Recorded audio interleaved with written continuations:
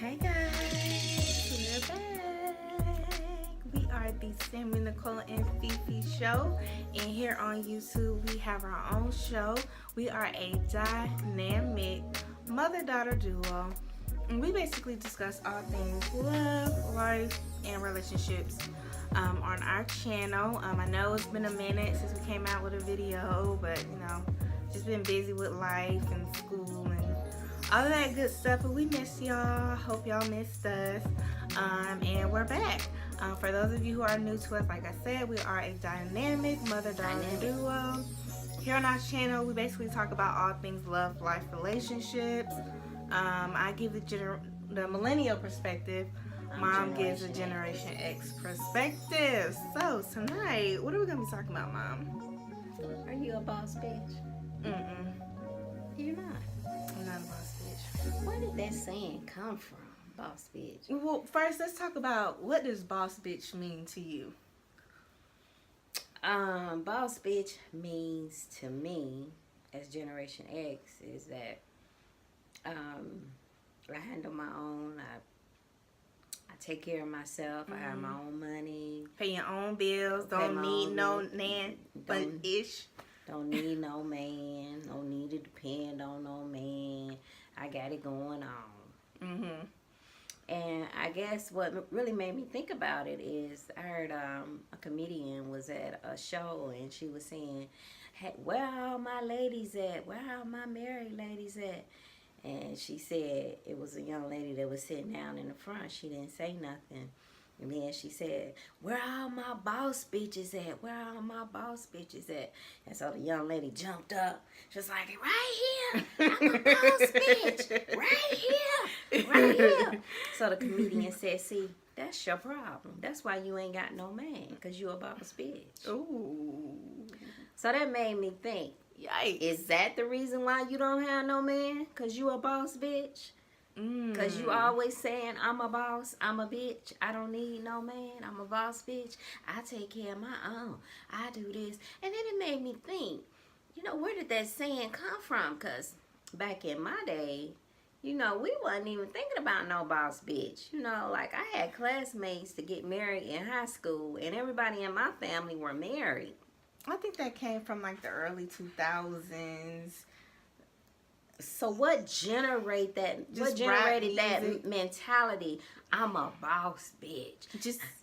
I think it came from, in my opinion, just women wanted to, realize that they can't depend on a man and that they should be able to take care of themselves and that they're a boss and that they're taking ownership, one, over the word bitch that was used to be derogatory towards women, right. And then two, they're showing that I'm a boss, I'm bossed up. Just like you handling your business, you can take care of yourself. I'm handling my business, I can take care of myself, and I'm good. I don't need you.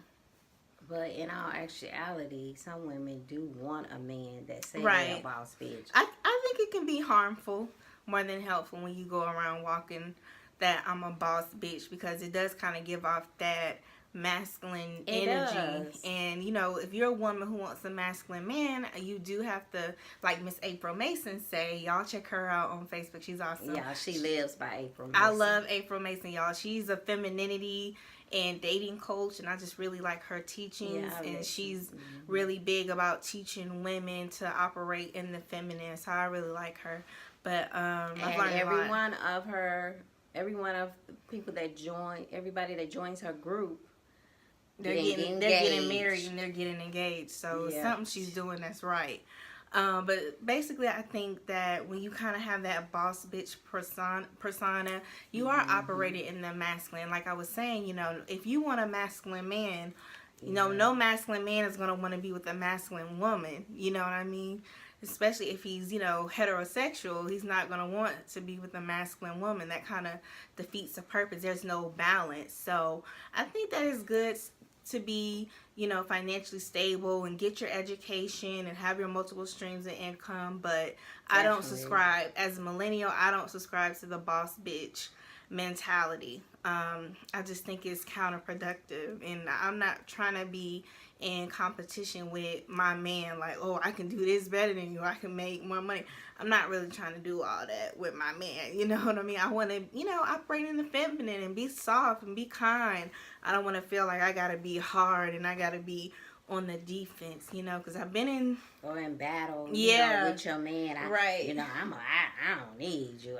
I can do it myself. Right. Because that's a turn off. That's a turn off for me. And no masculine man is going to want to be with a woman like that. So it's like, you can't cry about wanting a man's man or a masculine man and then I'm a boss, bitch, I'm this, I'm that, in the same sense. Like, he ain't going to want that. He going to want something soft. You know what I mean? If he wants something hard like him, he would get another man. Right. So I think... So I just wonder where that came from, because being a Generation X, we wouldn't have never said anything like that. We were actually, wanted to be married and wanted to be Susie. I think that came from like maybe hip hop and women just wanting to feel like, I can do everything a man does. I'm just as strong as a man, which we are, but I think there's other ways we can show it. So let me ask you this as a millennial.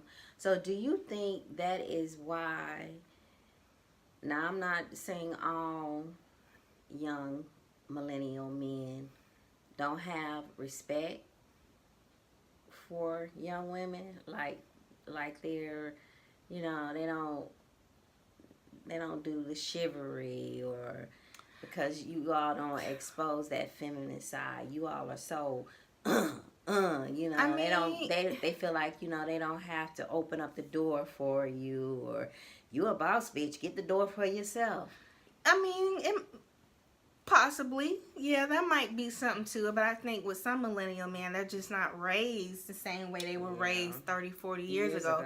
You have a lot of some, not all, but some millennial men, they're operating in the feminine, and they don't understand what it means to be an alpha male, what it means to be a masculine man, because they didn't grow up with a strong masculine man in their life to teach them how to handle themselves and how to handle themselves in a relationship with a woman and how to respond to the feminine energy. So they act, kind of feminine themselves. You have some millennial men who they're looking for women to move in with. They're looking for women to take care of them. And, I have friends who, they pretty much take care of their man. They won't flat out come out and say it, but they taking care of that nigga, And I just think that plays a part of it too.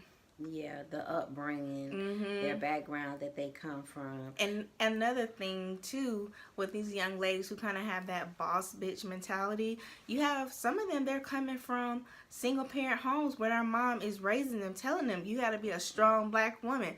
You don't depend on no nigga for shit. So it's like they're getting that reinforced at home. So why do you, that's why they may be acting more in the masculine, but...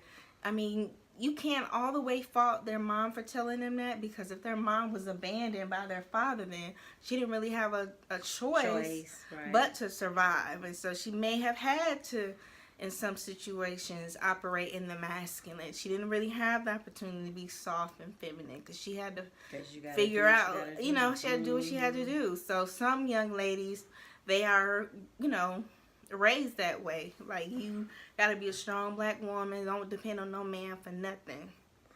Yeah, pretty much, yeah. But then on the flip side of that is that you also have to know how to play your role in a relationship. That's true. I want you to be independent and be self-sufficient. So if you have to take care of yourself, you can take care of yourself.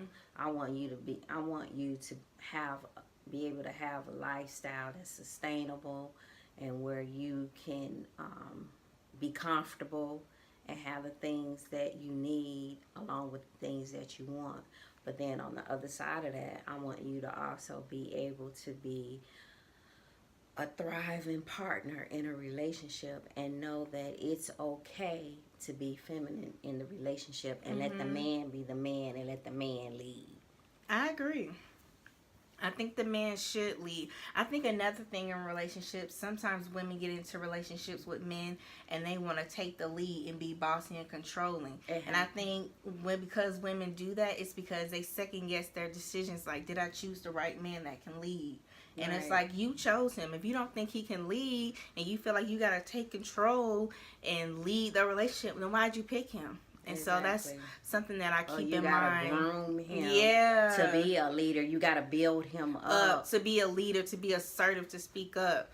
And, you know, I've realized, you know, just from past relationships, I don't want to do that. I want to get into a situation with someone who's just a born leader like me, and someone who is masculine and who is an alpha male. So that way, you know, I can sit back and operate in the feminine. I don't feel like I'm forced to make a decision to either operate in the time. Yeah, you know, I want to be able to sit back and let the man lead. Let him lead. Okay, babe, you got this. Whatever decision that you make for our family as the provider, I trust you. And so it's my job to be strategic and make sure I choose a man who has those capabilities. Exactly, it's very important. So you don't always have to be that boss bitch, you know. But yeah.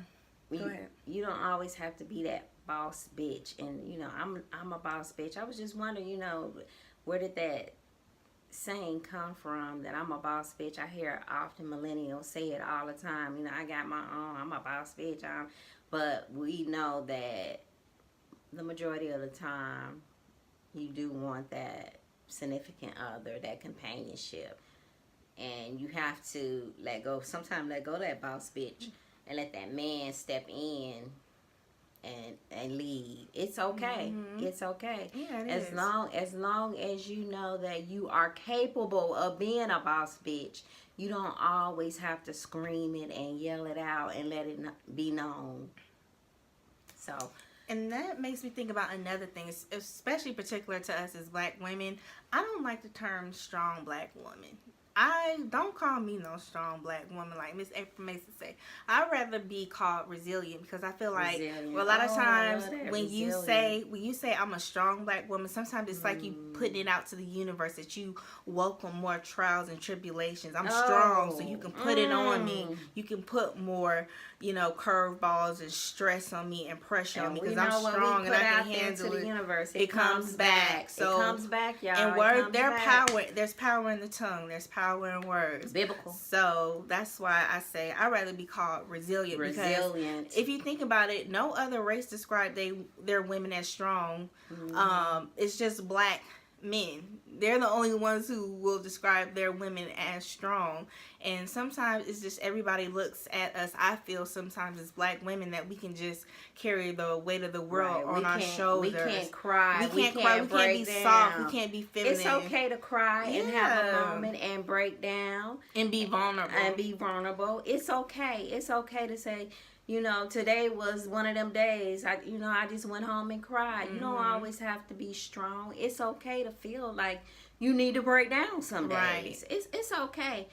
But we have been taught from, you gotta be a boss bitch. You gotta be strong as black women. Because we gotta hold up the family. We gotta hold up the black men instead of the man holding us up. You know, right? Why can't we as black women lean on somebody else and have a breakdown for a day? Why can't we do that? You know. So I agree. I totally agree with you. Don't tell me to be strong. Be resilient. Right. I don't want to carry the weight of the world on my shoulder. I don't want to be everything to everybody else and neglect me. I'm choosing not to go on this journey called life that way. I'm just not. Right. And I don't have no problem asking for help or anything. I'm not going to suffer in silence. Never, because there's so many resources out there where you don't have to. Some of us are afraid to ask for help because we feel like we gotta be strong. Can't show weakness. Yeah, we can't show weakness, and that's how mental breakdowns happen. That's how people lose it. Physical ailments. Because we hold it all in because we've been told we gotta be strong. We gotta be a boss bitch. But it's okay to be vulnerable. It is. It's okay. And as my daughter, I'm glad that you realize that. That gives me peace. It really does. So I just wanted to bring up the topic, boss bitch. boss bitch. Are you a boss bitch? If yes, tell us why. If no, tell us why not. To the fellas, let us know. I mean, have you came across a woman who kind of has that boss bitch mentality? If so, do you like it? If not, tell us why you don't. Down in the comment section. And we know a lot of people tell me, hey, I love your videos with you and your mom, and I really appreciate the support. We appreciate but guys, you guys. please, We really do. Thanks yeah, for watching. we do. A lot of people say we're funny, and we enjoy doing it because this is what we do. It's just natural. It's not scripted. We just sit down and talk. We have conversations like this when the camera is off, and we just talk and, you know, be real open and honest, you know, with one another. So we really appreciate you guys. So please share our channel, let people know, comment, subscribe, please, give us feedback. Yes, you know, whether it's positive and negative, it's all good. And we appreciate you guys. Yes. All right, on that note, bye guys.